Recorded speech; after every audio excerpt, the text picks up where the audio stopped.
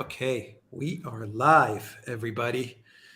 Welcome to a rare Monday live stream. We don't usually do live streams on Monday, but we have a very special guest with us. Of course, we always have a very special leader of the Duran in Alexander Menker is coming from London. You may know him as the Oracle of London. And I'm going to pass it off to you, Alexander, very soon. But first, we have a very special guest coming to us from Moscow, or a little bit outside of Moscow, but from Moscow for all intents and purposes. We have Mr. Tim Kirby. And Tim, please introduce yourself. I have your links to your YouTube channel down below in the description box. And to everyone that's watching, I will have that channel as a pinned comment as well after the live stream. Tim. Oh, hello, everybody. Guys, I just wanted, like I mentioned before we started this program, it's that sort of feeling of first-time caller, long-time listener. It's weird to be actually sort of on the program with you guys. I've watched you for so long. So thank you very much for having me. So the question is, who the heck am I? I've done political analysis for a long time, read about geopolitics for a long time. But as you pointed out before the stream started, I have sort of worked in the comedy field, which may start again in Russian. I did the morning zoo on the radio here for like 5 years till I completely burnt out from being paid a McDonald's salary. And I play a little pro football in my old age as a reserve of the Moscow Spartans.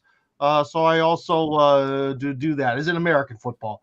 Yeah, I wrote for the Strategic Culture Foundation for a long time until I got the knock on the door, let's say. I'll be back though. One day. Okay. Very interesting.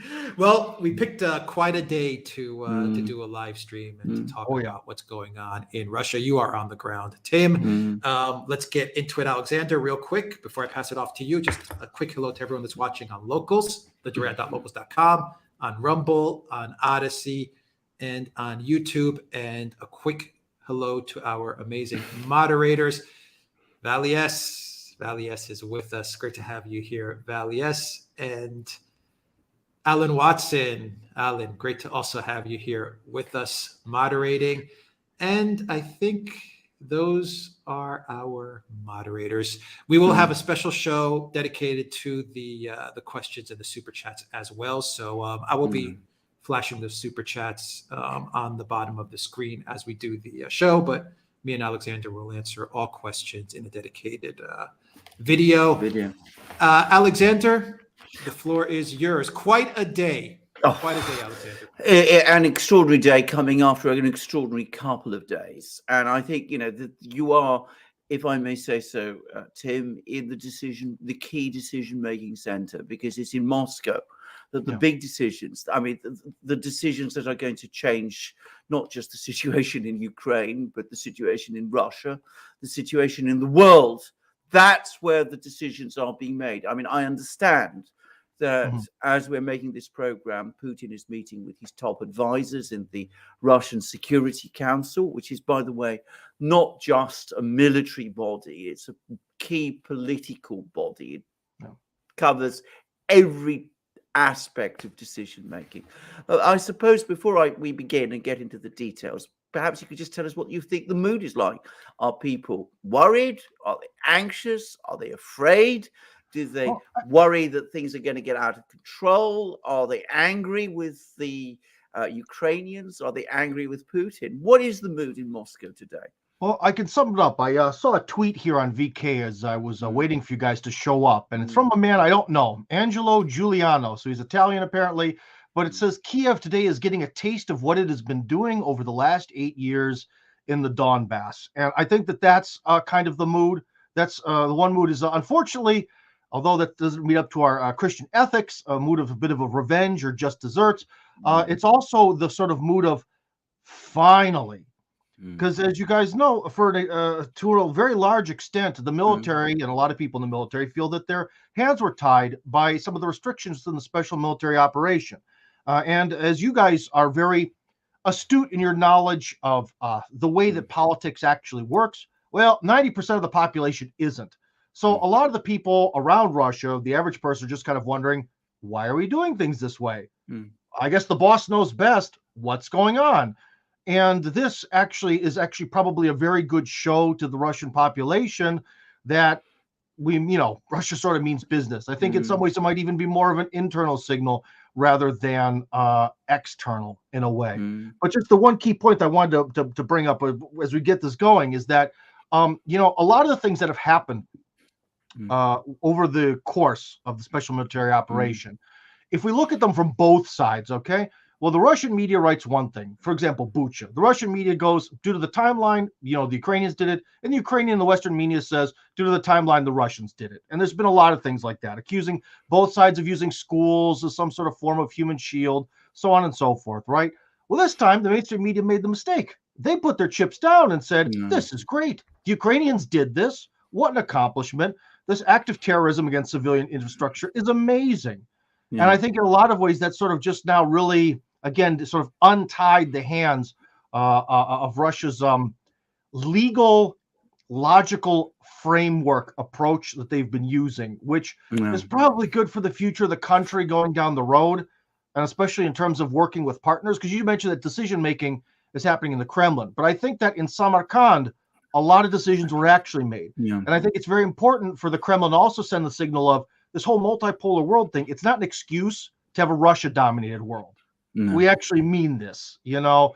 So I think they're very concerned with following these rules and conditions and definitions of what wars and operations are according to the UN, so on and so forth, in order to have good relations later down the road. I'm a bit more short-sighted, but that's me. Yeah, I understand that, and I think you're absolutely right. I think that people, and you mentioned that people in Russia don't always understand the politics of decisions and the complexity sometimes of making decisions. But we've discussed many times on the Duran the restraints, the constraints on Russian actions placed upon the Russians by the need to keep their foreign partners on side, that they couldn't just come in and do all of these things that they're doing today right at the start, because it would have been difficult to justify this with India, with Saudi Arabia, with Turkey, with China even. And of course, this restraint has earned dividends. I mean, it's worked. I mean, the fact that the Saudis, for example, are prepared to cut oil production by 2 million barrels a day might not have been the case if, you know, a couple of months ago, the Russians had acted differently. It might not have worked. I mean, there's a huge amount of criticism, I remember, in Russia of Putin, because he accepted Saudi mediation over the release of some of the Azov-style prisoners. And a lot of people were very angry. They say, why are we letting these people go? And of course, again, maybe it's disappointing that these people, from a Russian point of view, are being released. But if you're going to get the Saudis to cut oil production by 2 million barrels a day, that is more useful to you. So I completely agree about that. I am entirely of the same view. And just to also add, I'm also of the same view that the Crimean Bridge incident, I think there must be a lot of regrets now that they rushed to applaud it without waiting to see what the consequences would be, because given that Ukraine has essentially effectively claimed credit for it, given that it's been given that credit by the West, it's very, very difficult to row that back if anybody in the West is thinking of doing so. So those things. So where do we go from here? I mean, you say that the Russians now feel that the gloves are coming off, that the military finally can throw off its constraints. We have apparently a very aggressive military chief appointed to run things on the ground. Do you expect a big increase in the tempo of the military offensive? Well, that's something that you might have to ask a real military expert about. But one thing that you guys have talked about, that I've talked about, in fact, I have a video coming out about it today or tomorrow, probably when I upload it. Tim Kirby, Russia Hardcore on Telegram. Everyone can find it. It's going to be related to that. I think that a sort of large flanking action is going to happen because over time, basically, the Ukrainians have already gone through 7, 8 rounds of mobilization. And although I don't think that they're actually going to do it, technically now they can draft women, and I believe technically now they can draft the elderly. So they're very, at least from a legal standpoint, getting pretty desperate here. And as they keep launching offensive after offensive after offensive to win some sort of optics or within Europe to get more financing and whatnot, eventually I think they're going to reach the point where they're not going to have enough manpower to really actually guard, especially the entire rear line. Because if you look at a map of what's today's remnants of Ukraine, you have a very long border, about 1,000 kilometers from the very southwestern tip of Belarus all the way to then that would be the Lugansk region. That's now part of Russia. And they're not going to be able to defend that. I don't even know if they can really defend it right now, but obviously Russia's not in the mood to lose a lot of troops or fight this like it's the desperate battle of Stalingrad. So I think in some ways they're actually still going to be waiting until they get that nice, perfect moment where Kiev has moved too much to the front line to actually be able to provide really any defense or anything behind it. Or with this new deal with Belarus, that Belarus might actually be entering the conflict, they might actually try to draw from the front line enough men to defend against such flank. But either way, in either scenario, Kiev loses because they either spread their forces too thin in one direction or they spread them too thin in two directions. And I think that Russia's going to, in some ways, sort of be kind of like just trying to go around them, if that makes any sense. Because for the entirety of this war, they've really outmaneuvered the Ukrainians. I mean, what you say makes complete sense. And by the way, you may be interested to know that I get the sense that people in the British Ministry of Defence are seeing things a little bit like you do, because, of course, the British Ministry of Defence publishes regular daily bulletins about what's going on. And today's bulletin is about the fact that the Russians have been pushing on with their offensive against Bakhmut, even as all of these events everywhere else, in Kherson region, they've been, the Ukrainians have tried things there. In Kharkiv, they tried things there. The Russians have remained utterly focused, at least, when I say the Russians, I mean the pro-Russians. They've been utterly focused on hammering away at Bakhmut. We're suddenly getting the sense that that's now paying dividends, that this key center, this place that had become very heavily fortified, apparently, by the Ukrainians, that's now on the brink of falling. And the British Ministry of Defence acknowledges that. They're saying, that there's something very strange about the fact that the Russians didn't divert their forces away from this battle of Bakhmut, that they still focused on it. So that, it seems to me, plays very closely to what you're saying. What about this new General Surovikin, who I'd be straight and honest and say I've never heard of before the fighting a few weeks ago? He was involved in the fighting in Severodonetsk, Lysychansk. I've never heard of this man before, but I've never been interested in military matters. What do people say about him in Moscow? This is one moment where I want us to sort of actually think about us as people who talk about politics, kind of for a living, sometimes not for a living, sometimes for donations and survival, who talk about this. The experts in the West, not one of them said this was going to happen. No. Again, so this is very important that no one knows who this guy is. And this is very much a Russian tradition.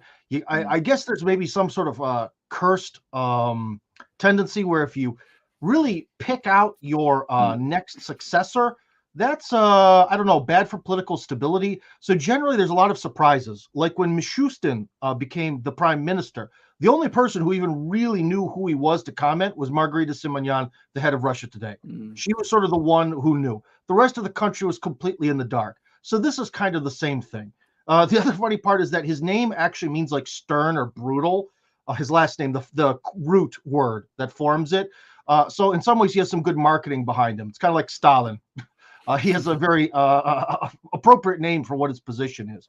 But he did have the background. The one thing we do know about him is he's considered to be the one who's responsible for the successes that Russia was able to achieve in Syria, especially in terms of interacting with Assad and his Syrian Arab army. Because as you remember, Russia didn't fight that war themselves. The deal of modern Russia is you called us in for assistance, we'll assist you and help you organize this, but your wars are your wars. The Cold War is over, and we're not going to go in and fight for anyone anymore. So he's essentially the coordinator of that, and so people have high hopes because if he could defeat ISIS and all these other machinations in a completely different universe, hopefully he can do something amazing in Russia's own territory that it considers to be its own that was stolen from it. You see? Yeah, absolutely. So, I mean, what about Russian commentaries about General Surovikin? Is it welcomed, the fact that they have a new commander, an actual commander on the ground? By the way, just on that subject, one of the most baffling things for me, one of the most strange things for me, is that it does seem as if Western intelligence agencies have been very ignorant about the Russian military structure in Ukraine, because they were claiming months ago that a man called General Duran had been appointed to the very role that General Surovikin has been appointed to, and I assume that was true. And it turned out that it wasn't. We've now discovered that General Duran has never had that kind of role. So it seems that they don't actually know very much about how military things happen in Russia itself. But I mean, do people in Russia, are they pleased that there's been this appointment, that finally there's one person in charge on the battlefields, even if they don't know very much about him? Well, the overall feeling seems to be that, again, it goes back to this feeling of finally, as in it's part of this being like, okay, well, finally we have our field marshal here who's going to coordinate all these things. Because from what I understand, it's actually been sort of a process of kind of like the Security Council sort of put together their vision for the special military operation, sort of passed it down then to the military to execute, and so on and so forth. And as we all know, when George Bush Jr. said something like, this would be a lot easier if I was a dictator. And fighting a war is essentially, it's a lot easier when you have a field marshal overseeing the whole thing and making those decisions. So it'll certainly enable a more monolithic approach or quicker approach. But again, the guy has a good track record, but we also have to remember that because Russia doesn't fight wars of luxury, there aren't a huge amount of Russian generals with a lot of experience. I mean, I guess maybe some of the guys who went back to the Soviet Afghanistan war, but we have to remember that that was a loss and that war was fought terribly. So maybe actually their options of who they could have picked were very limited. Yeah. What about the mood about the mobilization? Because we've been hearing a huge amount in the West about how it's chaotic, disorganized, unpopular, how it caused many people in Russia to get very angry. I mean, what is the mood about it in Russia? Well, I'm going to have to say that this is, I'm going to have to go to sort of like almost Orwellian mode. Like, imagine that on the one side we have that everything the Western media said is absolutely true. It's a complete nightmare. It's a failure. People are terrified, and the whole country's falling apart because of it. And on the Russian side, there's 70,000 volunteers, and everything went really calmly, and it's happening. I think both are true. That's why I say it's Orwellian. Because looking around, have there been major firings in connection with the mobilization? Yes. A lot of this has been done terribly. A lot of people who are absolutely, completely unqualified to be mobilized have gotten mobilization letters. I do believe, again, we're going to mention Margarita Simonyan. She shared, I believe it was something like a 55-year-old surgeon who never served in the military, got his notice. And so there have been a bunch of firings. There have definitely been some debacles. Has there been an exodus of people in the thousands? We can't, so some people have said millions. That's stupid. But in the thousands, an exodus of people leaving the country. Yes, that is true. That those images from the Georgian border are true. The problem is the mainstream media kind of shows the same images every day, pretending the people are new. So that's on the one hand true. But again, there's plenty of volunteers. There's also a lot of videos of people like it's World War II singing songs to the guys as they go off to the front, and life goes on as normal in Russia. I do think there's one problem though. One of the key problems is with this mobilization, that is an emotional thing. And as both of you guys know, Russia is not good at the feels. Kiev, about the optics and the feels and the manipulation and the PR, and I mean the West being Kiev, right? They're a lot better at that sort of stuff. And I don't think that Russia did a very good job of explaining with this whole mobilization thing. They just kind of threw it out there in a very rational, front of the mind sort of way. And to this day, a lot of people that I work with actually are convinced that some guy is going to come and just drag them out of their house. And I'm like, so I actually know people who've bailed because of this, but they're not. I also remember about not leaving the country. My number's in there somewhere in the draft order. It's in there somewhere. I'm not going anywhere. Oh, if they do draft me, that means the apocalypse is happening because I'm 40. I have bad knees and I've never served in the army. But we'll see. So unfortunately, this mobilization thing, I can't give you this either confirm or deny because it's kind of both. Have there been mass protests against it? No. We were recently filming in Khabarovsk, and they actually had the sort of central, I don't know what you want to call it, square was reserved for a protest. And the ironic part is maybe we got there really early or something, but we wanted to film that square because it's kind of iconic. And it only had like 12 police officers and it was completely empty. Yeah. So they kind of had prepared for this protest and no one showed up. Yeah. So again, there are no mass protests in Russia and an exodus of people. Yes. Mass exodus. No. But guys, from someone who's going to spend the rest of their life in Russia, especially, it's not going to be easy for me to go back to America anytime soon if I want to be free and not in a prison cell. Things are actually pretty good here and pretty stable. I mean, there really are no mass protests of anything to speak of. So, and also with all these people leaving, Russian society needed a shakeup.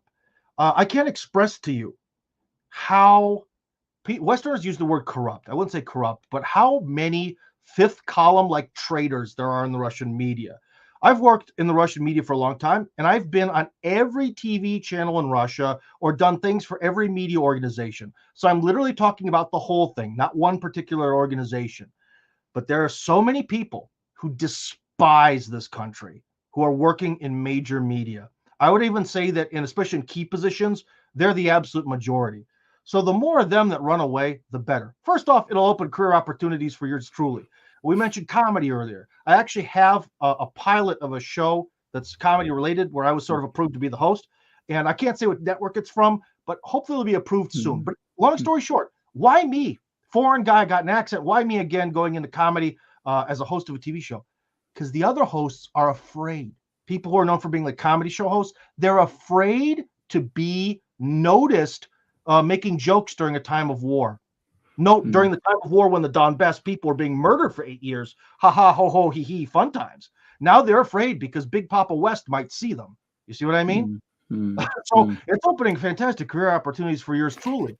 But there are a lot of problems within Russia, and I never want to make it seem like everyone in Russia stands for great Putin, great flag, and for great victory and Eurasian ideas and multipolarity. That is not the case. Moscow, although this is the decision-making center, this is also a cesspool of liberals and traitors.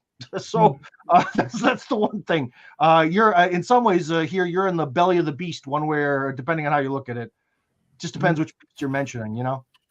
I have to say, I'm very impressed that people who were botched the mobilization were sacked here in Britain and in Europe even more. Anybody who botches anything doesn't get sacked; they get promoted to an even more important and responsible post. And I'm saying that with bitter tears in my eyes, but it's true. Well, I think that's actually, you make a good point that's actually a very positive step for Russia. That remember when we have not like 1990s Russia was, it was a nightmare. I mean, everything was inefficient, everything was being stolen. And now it seems if you don't do your job, you're fired, or if you do it completely horribly. And I think that's definitely it is a good sign that there's a step in the right direction and that they take the military seriously. But it also shows kind of a lack of preparation, that they really weren't prepared, or the people who were set up to do this really weren't quite ready or anything. So, yeah, I don't quite know what to say. But like I said, my number's in there somewhere, and we'll see what happens. We'll see what happens. But so far, I think things have been pretty calm. What about Putin's position? I mean, has there been any criticism of him? I'm not talking about criticism from the liberals and people who are pro-Western and people who I've seen the opinion polls. People like Levada, Sion. You get the sense that you're talking about a group that, in an opinion poll, there'll be around 10%, which isn't to say that 10% of the population, but there is a grouping that is there. But what about everyone else? About the great mass of people? They've been seeing this war drag on. They've had a difficult month of Ukrainian counteroffensives. I presume they're well informed about this. What have there been any murmurings and murmurings about Putin himself? Or Oh, is it all, well, yeah, yeah. before we get to the masses, Ramzan Kadyrov actually wrote a very long, extensive post where he sort of broke down what he felt were the problems. And he stated, he's like, we're going to win this war. We're destined to win this war. I'm on your side. But it was a sort of a, with all due respect, sir, kind of message. Like, it's sort of public, like, with all due respect, we're doing this the wrong way. And the guy from the Wagner group, Prigozhin, he also had a similar sort of message. Which, how should we look at this? I would actually see it as a good thing. Because some people are like, that's bad. They're not supporting Putin and the movement. They're not potential traitors. That's when you're getting into that Washington thing. Whereas if you don't agree, you're a bad person. I actually think that the ability to, with all due respect, criticize the leader and the policies openly and discuss it is actually a good thing for Russia. It's very much like how America kind of used to be. So pretty good. Now about the population is kind of thinking the same thing of, they understand that well, they want more blood. You know what I mean? We have to be honest. So you mentioned about how how they have the captured Azov fighters. They returned a lot of them, healthy and happy and all that. And trust me, from the masses, they were not happy about that. They want blood and they want revenge. But that's a part of history. I mean, remember the founding fathers of the United States were always very scared of the mob. Well, every culture can kind of have the mob. And so, yeah, people definitely want more decisive results. Or, you know, you get into, remember, you guys don't, maybe, I don't know, well, no, we're about the same age. You probably remember some of the propaganda behind, like, the Iraq War. Well, I mean, I remember in America seeing bumper stickers of, why don't we just nuke Iraq? Let's nuke them Iraqis, just take them out. And I wouldn't say that Russians have gotten to that extent because they see the Ukrainians as being, first off, either their own people swimming among Ukrainians, or the more popular opinion that Ukrainians are just duped Russians. But they're kind of like, let's just get this over with and just blow up their infrastructure. Like, let's just knock this out and get her done and get everybody home and take that territory back. One thing I can tell you about public opinion here is that everyone is absolutely sure that, more or less, excluding the western part of Ukraine, which should have never been a part of the Soviet Union because it's so anti-Russian, the sort of Galicia, Carpathian zone, everyone is sure that that's an inherent part of Russia and should come back to Russia, and that the people there, like I said, are either actual Russians or duped Russians. What about the economic situation? Because, I mean, I was reading again in The Guardian just yesterday that, in fact, behind the facade, the economy is basically falling apart. This is a narrative that you constantly hear. Do you feel yourself in a country where the economy is falling apart?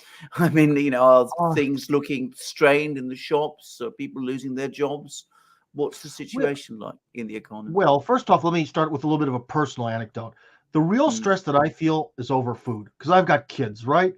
And I do it pretty decently. I would put myself in sort of the middle class, or maybe on a good month, the upper middle class of Russia. And the food crunch is on. Now, this doesn't quite make sense because Russia is a massive food exporter. When I've traveled around the country, and I was just on the Chinese border, where you're seeing fields of soy to the horizon, right? There are huge farms all over the country. We produce a lot of food here. And yet it just keeps getting more and more expensive. Maybe it sort of stopped for the moment, but the food crunch is on. But overall, you know, I don't know people who are losing their jobs over this. COVID was maybe a little bit tough on people, but the same factories are making the same stuff. Yeah, some major international businesses have closed, but in a lot of ways, everything has been masked. McDonald's became that Vkusny Tochka, and it's the same thing. The factories that made all the furniture for IKEA changed their name and still make the same furniture or something similar. You know, so I don't really see. And again, someone listening to this would say, "Yeah, of course you're biased." The only thing I can say that's really bad is this food thing, guys, because food is expensive here now. Gasoline is not. The internet is not. The telephone is not. Electricity certainly isn't. Why not just in Russia? Why not just enjoy it? A European should come here just to turn on every light in a building and just dance around and enjoy the lighting because it costs like nothing. Especially out east where they have a lot more hydroelectric power. It costs, from an American standpoint, almost literally nothing. So there are definitely some things that are still cheap in Russia, but these food prices, when you've got kids, man, and kids that are growing, it is kind of tough. The costs, I would say, at restaurants from pre-war to now, I would say have doubled. But my cell phone bill is exactly the same. Electricity bill is exactly the same, and it's like nothing, So that's interesting. What is the trend of prices? Is it up or down? Food prices specific. Well, yeah, food prices are up, man. Food prices, I think the cost of everything roughly went up 30% from the start of the war. And even before that, again, it's one of these mystery things where perhaps because I've watched a lot of your programs, Alexander, and you have a definite feel for economics that perhaps I don't. Maybe you could perhaps take a theoretical stab at it as to why Russia is a major food exporter, and yet food here continuously gets more expensive, even in terms of inflation during the entire 15 years that I've been in Russia. It just keeps going up and up and up, and we don't know why. But on the other hand, one thing that's weird that I've talked to people about is for the first time ever, okay, this is not just like, well, it's rare. 0.1%, so 0.1% mortgage rates. Because as of before the special military operation began, you could not take out a mortgage for over 15 years because no one knew the future. The interest rates were going to be like, I don't know, from somewhere like 6 to 7 to 10%, and no one could afford that. No one was going to do it, and they wouldn't give it. And now it's like going back to America, and I think like the 80s where or maybe 90s, where they're giving out 0.1%, and you're going to have a 30-year mortgage where. So that's a major shift. Someone was trying to explain who was better with economics that they're somehow trying to kind of keep building, keep construction going. So they're giving these nice offers. I don't know about that, but very interesting. That is something economic that has completely shifted. And overall, all real estate got way more expensive. First, because before of COVID, you take a stab. Yeah. Sorry. Before you take a stab, Alexander, at the food prices, I just want to ask Tim. Is the increase in food prices, is that something you've seen during the 7 months of the SMO, or was this a trend that preceded the conflict? Like imagine you're driving a car and you're kind of going, first gear, second gear, and then you throw it in the third gear when you're feeling good. It was kind of like a steady and then whoop, like that, taking off kind of. If we could imagine a parabola in our minds. So yeah. So definitely, I mean, talk to anyone else you happen to know in Russia, and to tell them what was it like to go. What did it cost to go out to dinner, maybe a year or two ago versus now? I would say double. I would say the price of eggs, I can say for sure, has gone up definitely by 30% as of most major sort of household product. But then again, remember, I'm comparing this to Russian salaries, which always seem bad. Maybe when you look at things in terms of the US dollar, you're like, okay, a kilogram of sugar now costs like what, $1.15, whoop-de-doo. But in dollars, Russian salaries aren't so great, so it's kind of hard to compare. I'm fairly sure, by the way, that the reason why food prices in Russia have been rising is because global food prices are rising. And one must always understand that if you're a major food exporter, then inevitably that starts to affect your prices at home, because obviously if prices at home don't rise, then, and you try and cap them, then what happens is it becomes even more attractive to export. And that can actually lead to food shortages. Now, the government has much tighter control of exports of energy products, oil and gas, because the energy exporters, Gazprom and Rosneft, the big ones, are state-owned. But they don't have the same level of control, I suspect, over food exporters. And I get to add another factor, which I'm sure is playing a role, which is that I'm sure that back in the start of last year, when the sanctions were imposed, there would probably been a huge rush of people going to the shops. That would have pushed prices up. That will have created some shortages, inevitably. Maybe not visible shortages, but shortages further up the supply chain.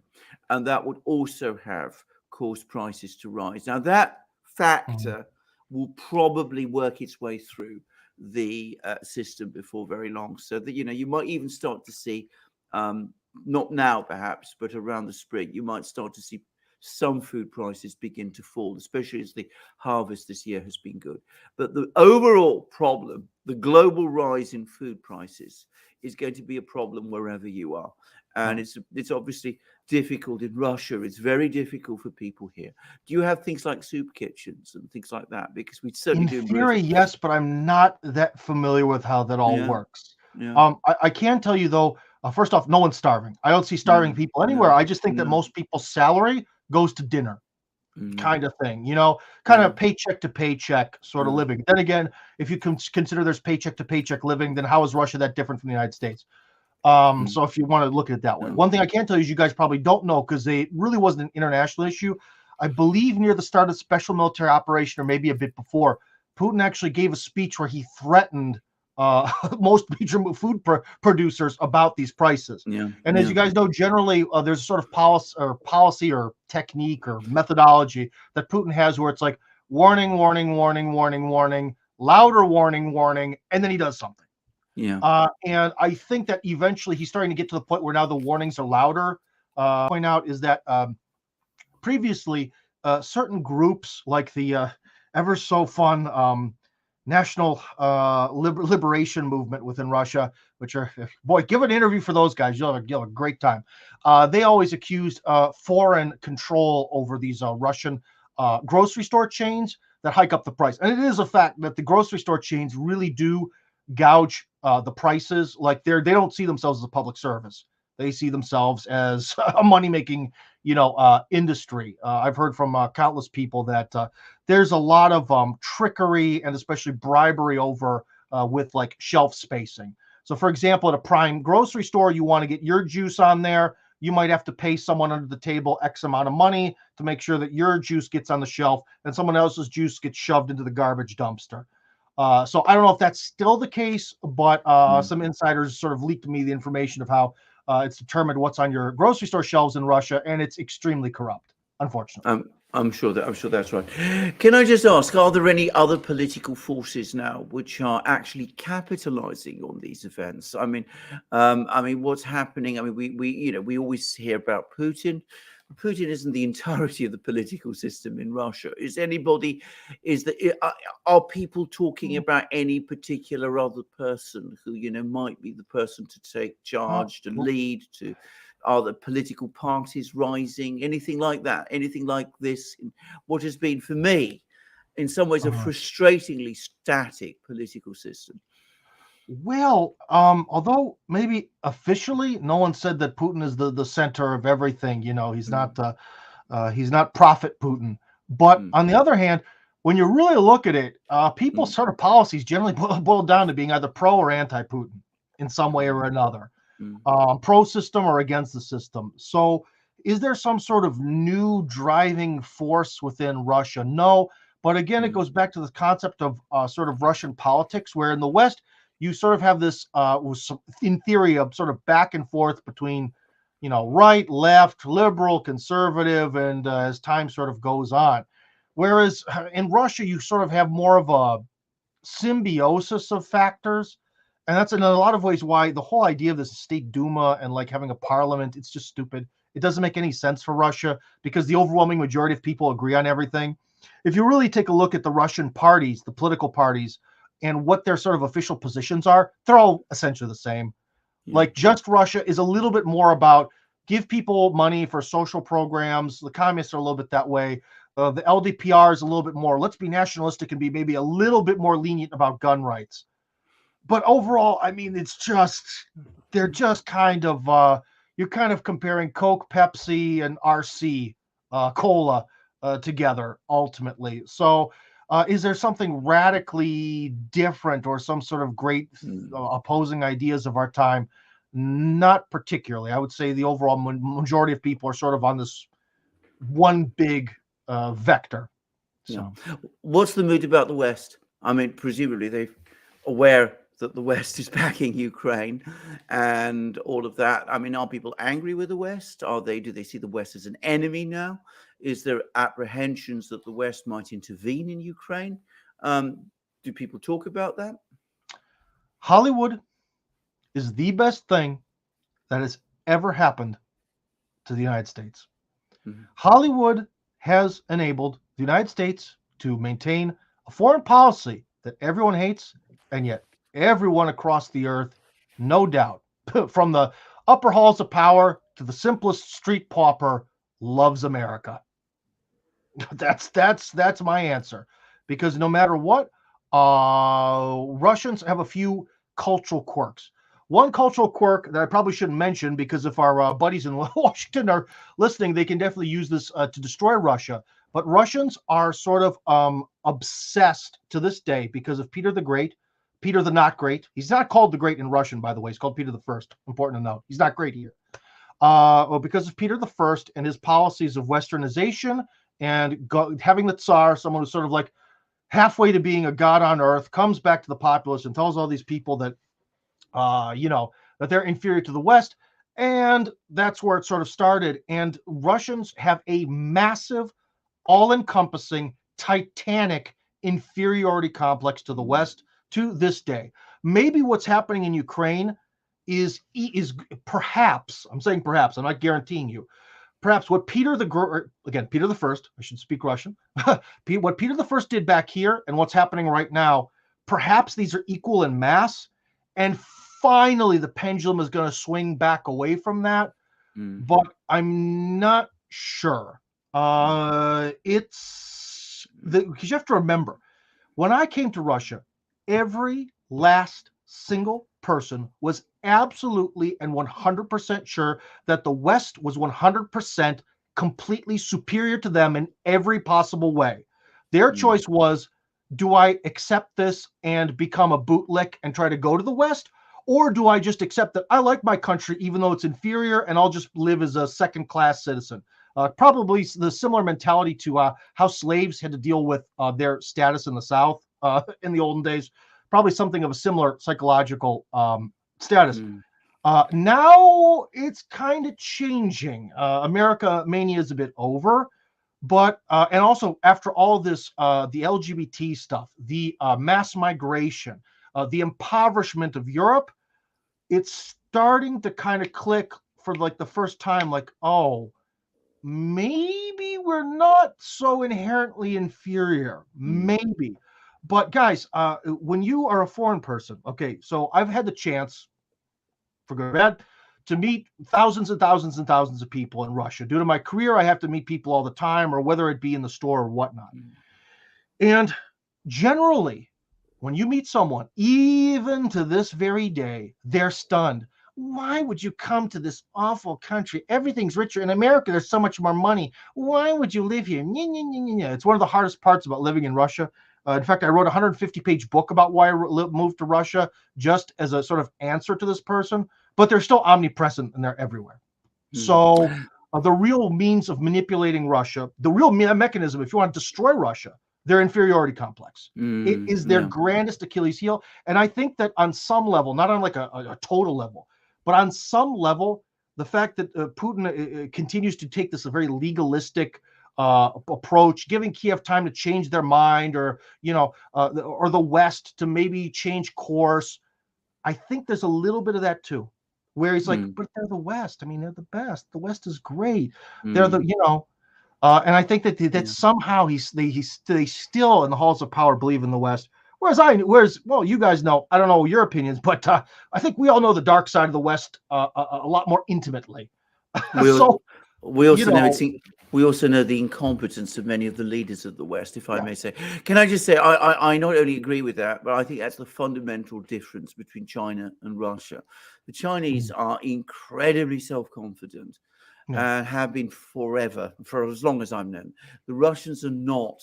And that's been the biggest single factor that's held them back, in my opinion. I mean, I was actually reading recently how very, very difficult it was how difficult it was to get Russian companies to use Russian chips, even though they're pretty chips comparable to Western ones, Oh And yeah, try to get a Russian to drive a Russian car or buy anything. Again, that is changing a little bit because now you want power tools. Guess where they're coming from? But still, yeah, that everything from Europe is better. Oh man, yeah, that's yeah. Boy, does that get old living here. Sorry to be so whiny, but guys, I can't. I'm trying to just want to express to you guys in the audience, to the extent that it's like being in a smoke-filled room. You can't not smell it. It's that thick, you know. If, or perhaps one should say, when this ends in victory, this whole Ukraine thing ends in victory, will that be a factor that will make them more self-confident? Because in effect, they'll have taken on the West, another one. Well, I've kind of made this joke before about Russia. Can we win a war? Yeah. Can we win at hockey? Yeah. Can I start a small business? It's impossible to do that. And that's really the Russian mentality. And I don't know. I think Russians have accepted that there's a few things that they're allowed to be good at, and one of them is war. But otherwise, I'm not sure. I have a lot of hope for the younger generation because I can see because I have children who are, like middle school age. They're different. The real self-loathing Russians are people of our generation. The most hardcore or older. And the younger people have kind of grown up in a Putin world, and they don't really see that world as being particularly different in terms of like technological or wealth level or anything else. So I have a little bit of hope in young people that they're different. But the one thing is, again, as I've talked about very often on my channel, look for Tim Kirby Hardcore or Tim Kirby Russia Hardcore on Telegram. You can find me there. All my videos got Rumble, BitChute, and YouTube until they ban me. But the thing that is about this sort of self-hatred thing is, remember, Russia has never made a real successful movie. And I bring this up a lot because remember about narratives and ideas and feelings and all that. I mean, there are some movies that they all suck. None of them are good enough. And until Russia can really start weaving its own narrative and really start to actually have its own ideas, Russian children pretty much grow up with the Disney, heavily censored, by the way, Disney, Hollywood sort of universe that we claim in Russia to hate. We don't we have a Russian equivalent of YouTube and Facebook and all that. But do we have like the Russian government going in like Zuckerberg and all these guys? And we'll put it this way, certain types of content get pushed down. Certain types of rainbow content get pushed up. Do we do the opposite in Russia? No. Well, let me just push back a little bit. Okay. Go for it. Just a little bit. I know Alexander is going to probably weigh in because Alexander, you're actually a film buff, someone who knows a lot about Russian film and cinema. How would you explain the success of Russian literature? I disagree. I think Russian cinema is actually very. But is it on the level of Star Wars? No, no country. The original three Star Wars movies were like American foreign policy, the advertisement. We're the white hat good guys. I agree, Tim. I completely agree with you.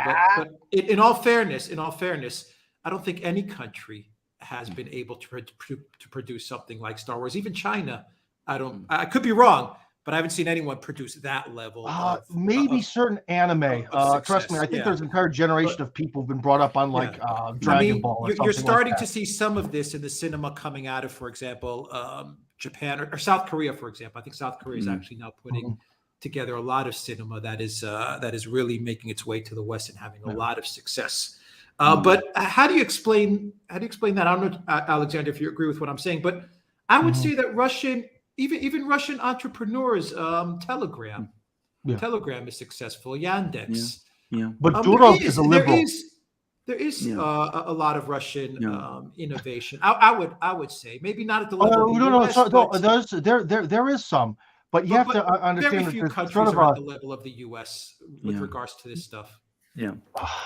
See, I see that and you see that. But when you talk to the average Russian, VK is just a copy of Facebook.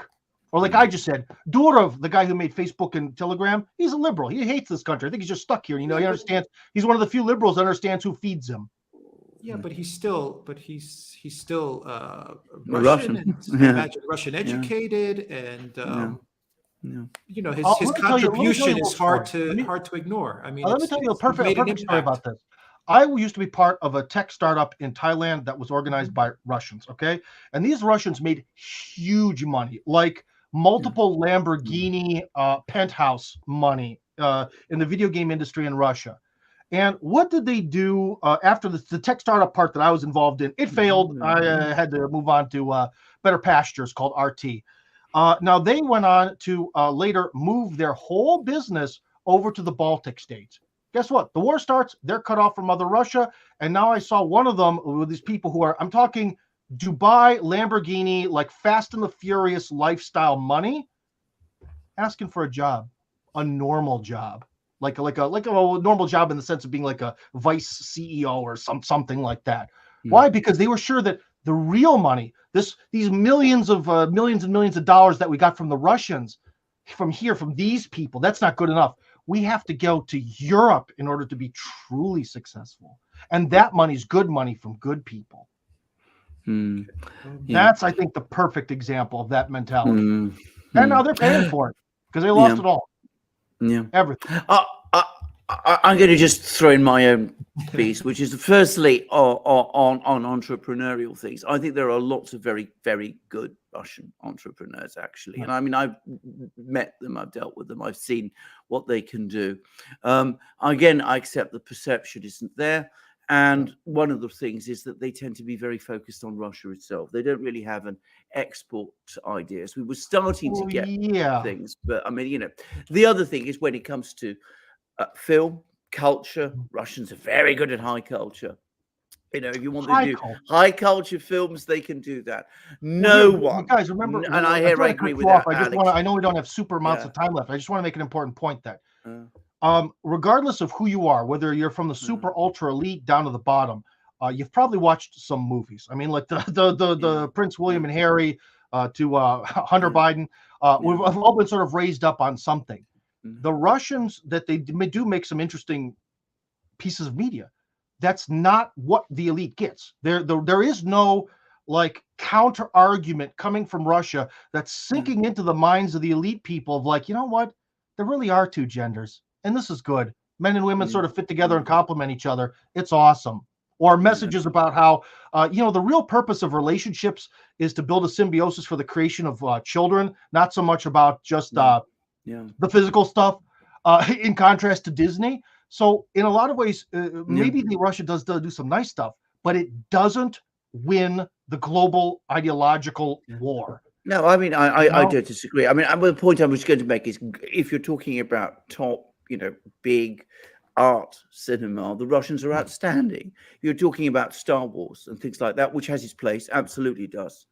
Yeah. Only the United States does that. No one else. And that has been not something I say that's critical of the United States. It's their great achievement. That is something that the US does, and no one else comes close. Alex, I've spoken a lot. Do you want to put a few points to Tim now? Yeah, there's a lot of questions, Tim, regarding how do you God, my mind's drawing a blank. How do you live in Russia at this moment in time? Oh, well, when I arrived, I just sort of came here on my own. No, so someone that wants to migrate, someone that wants to migrate to Russia, is it possible now, or is there a process?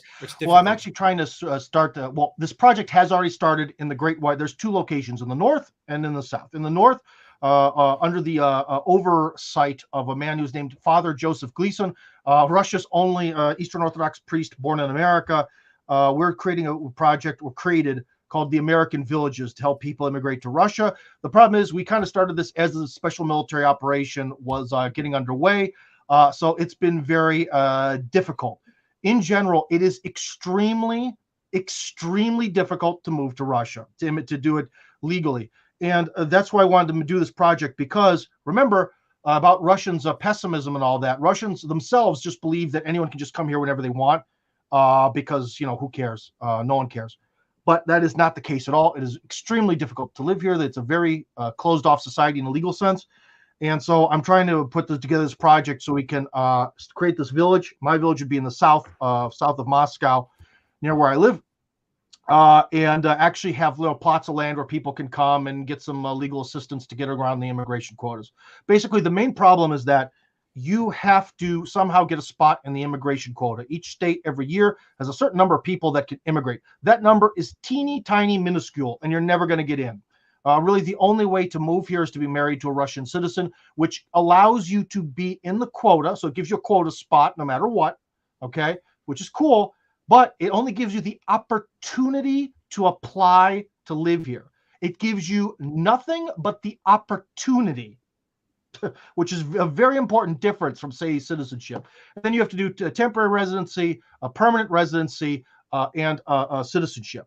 I'm a big, as you guys have noticed, my career is being a Russia advocate, but I do not ever want to portray the idea that moving to Russia is easy. You have to go 100% hardcore, balls to the wall, or don't even try. Okay, and a final question, Tim. Traveling to Russia right now, there's no Visa, MasterCard payment systems online. It's also been cut off. Mm-hmm. How does someone visit Russia? How do they pay for stuff? How do they buy something at a restaurant or at a cafe? And I know the Mir card is something that operates, but the Mir card is something that most people, that all the people in the West can't really get. I mean, it's not something you can go to your bank and you can get a Mir card. So, are there people traveling to Russia?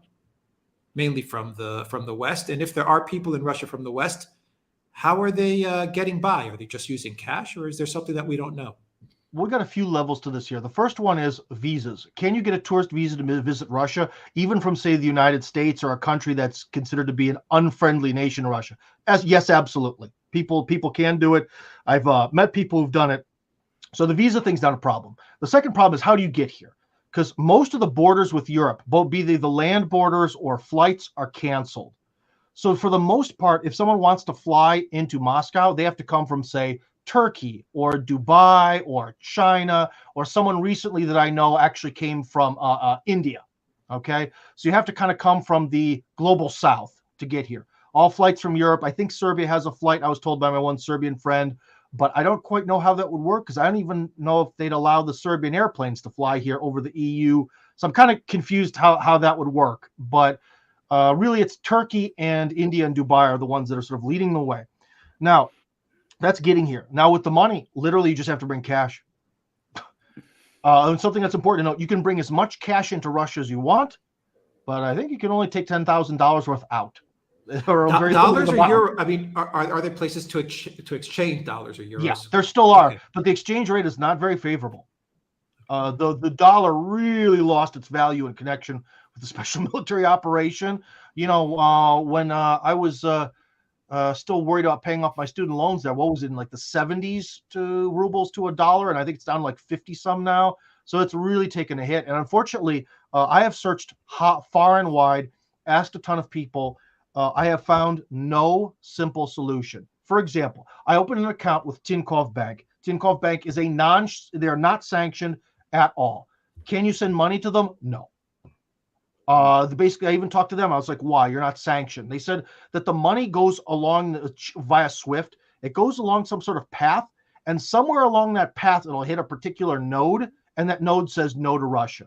So Tinkoff is actually not sanctioned, and yet you can't send the money through any real normal means. Can you use Bitcoin? I finally jumped in the crypto game in connection with this whole special military operation. Opened a Binance account. Everyone said Binance is awesome. Blocked. Can't send anything to Russia. Even Binance, even crypto doesn't work. All the crypto does is it'll keep sending you around, trying to be like, send money to this, and then send money to here, and send your crypto to here, until you get stuck in this sort of evolving circle. A French friend of mine says he can do it.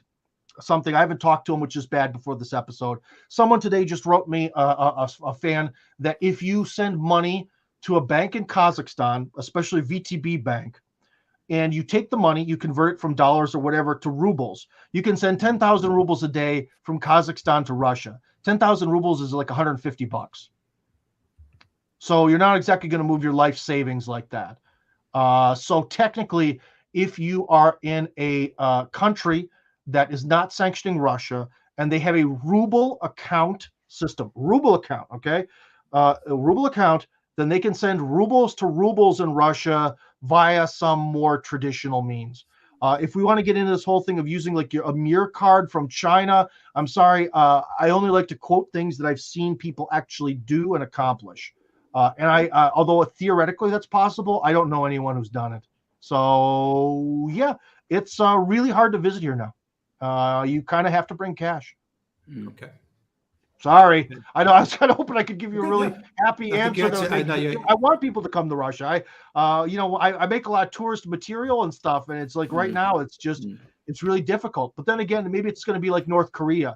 If you really put in the effort, you can go there and film some crazy videos. It's like the only person there. But yeah, it's tough. It's tough.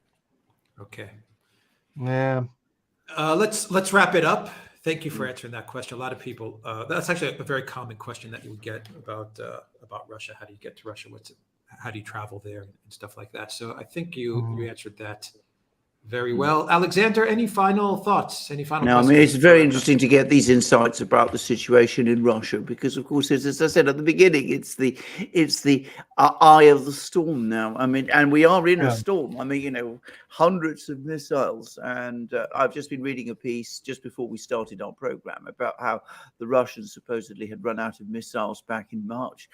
And they still back in March. So, maybe one shouldn't laugh about such things, but I do get the feeling that things are going to start moving now very fast, and we're going to start seeing lots of things happen. There's an important meeting, as I said, at the Security Council today.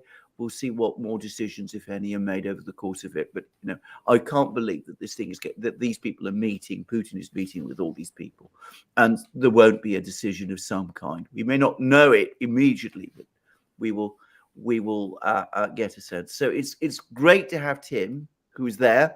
My pleasure. Anytime, guys. He's got his ear to the ground, who gets us a sense of how people feel, because of course wars are not just won by generals and presidents. They're won ultimately by people, by economies, by resources, by things like national morale, all those sort of things. So it's great to have Tim to bring us up to date about all of that and to give us the sense of where we are. And thanks, Tim. And it's been a pleasure to have you on our show. Thank you, Tim. It has been thanks for having me.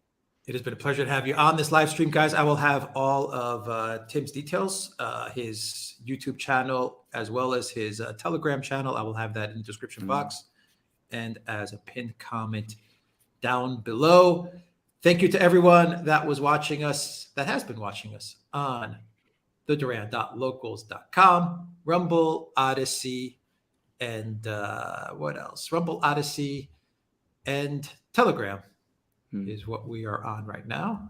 That's what we are streaming on right now. And of course, YouTube as well. And what else do we have? Thank you to our moderators. Thank you, of course, to our awesome moderators, Valley S, Alan Watson. I think I also saw Reckless Abandon joining us to moderate as well. And thank you very, very much for helping us moderate this live stream. I don't think I left anyone out, did I? No, I think I got everybody. And to all the questions, thank you for the great questions. Me and Alexander will get to those in a dedicated stream that we will publish very, very soon. Mr. Tim Kirby coming to us from Moscow. Thank you very, very much, Tim. Alexander, thank you very, very much. Guys, have a great afternoon. Take care.